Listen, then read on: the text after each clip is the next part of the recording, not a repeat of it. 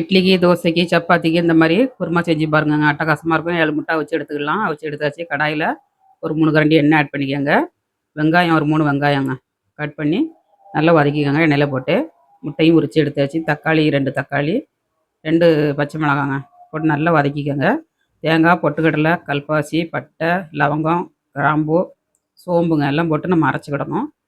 எல்லாம் நல்லா பேஸ்ட்டாக அரைச்சி எடுத்தாச்சு. கொஞ்சம் கொஞ்சம் மல்லித்தழையும் இஞ்சி பூண்டும் பேஸ்ட்டும் நல்லா வதக்கிட்டு 2 ஸ்பூன் வரமிளகாத்தூள், 1 1/2 ஸ்பூன் வரமல்லித்தூள், 1/2 ஸ்பூன் மஞ்சள் தூள், 1 ஸ்பூன் கரம் மசாலாங்க. எல்லாம் போட்டு நல்லா கொதிக்க விட்டுக்கோங்க. கொதிக்க விட்டு நம்ம கிண்டி கொடுத்து தேங்காய் அரைச்சி வச்ச பேஸ்ட்டை ஆட் பண்ணி நம்ம கொஞ்ச நேரம் கொதிக்க விடணுங்க. கொதிக்க வச்சோடனே முட்டையை ஆட் பண்ணிடணும். உப்பு ஆட் பண்ணிக்கோங்க. கருவேப்பிலை தலையும் போட்டு நல்லா முட்டையை கொதிக்க வச்சு இறக்குனேன்னா சூப்பரான சப்பாத்திக்கு குருமா ரெடிங்க.